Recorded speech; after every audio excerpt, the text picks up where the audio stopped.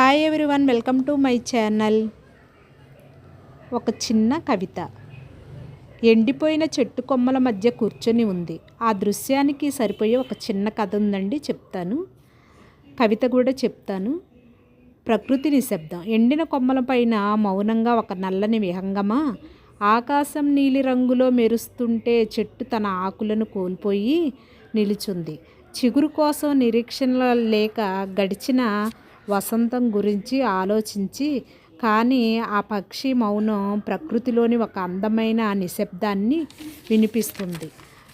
అలాగే కూర్చొని చూస్తూ ఉందన్నమాట ఆకాశం వైపు.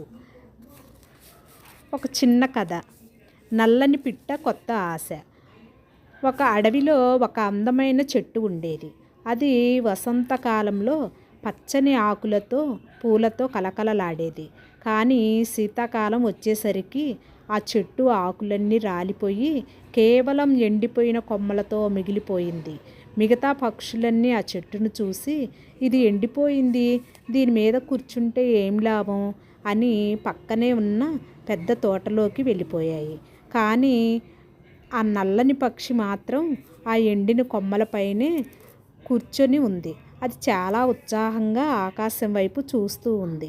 పక్కనే వెళ్తున్న ఒక చిన్న పిట్ట అది చూసి, ఏమిటి మిత్రమా, ఆకుల్లేని ఈ ఎండిన కొమ్మల మీద అంత సంతోషంగా చూస్తున్నావు, అంత సంతోషంగా కూర్చొని అటువైపే చూస్తున్నావు అని అడిగింది. అప్పుడు ఆ కాకి నవ్వి ఇలా అంది, మిత్రమా, నువ్వు కేవలం ఎండిన కొమ్మలనే చూస్తున్నావు, కానీ నేను ఈ కొమ్మల మధ్యన కనిపిస్తున్న అందమైన నీలి ఆకాశాన్ని చూస్తున్నాను. ఆకులు లేకపోవడం వల్ల ఆకాశం నాకు చాలా స్పష్టంగా కనిపిస్తుంది.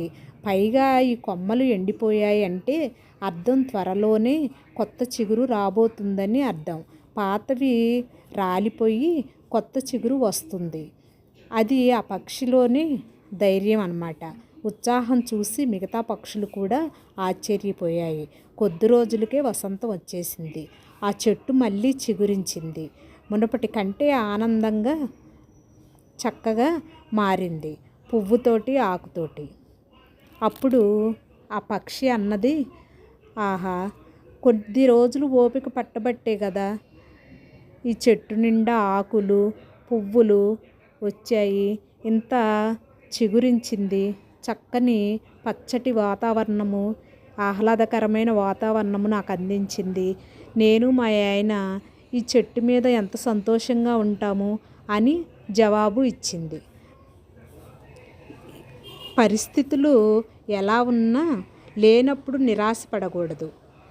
ఆ ఎండిన కొమ్మలు వెనుక ఉన్న కొత్త ఆశను, అవకాశాన్ని చూడగలిగితే మనము ఎప్పుడైనా ఉత్సాహంగా ఉంటాము అని ఆ నల్లని పక్షి జవాబు ఇచ్చింది. కొద్ది రోజులు ఓపిక పట్టబట్టే కదా నేను అలాగా ఆకాశం వైపు చూసుకుంటూ కాలం గడిపేశాను. ఇప్పుడు హ్యాపీగా నేను మీ ఆయన సంతోషంగా ఒక గూడు కట్టుకొని ఆనందంగా జీవిస్తాము అని జవాబు ఇచ్చింది. లైక్ చేసి షేర్ చేయండి, సబ్స్క్రైబ్ చేయొచ్చు.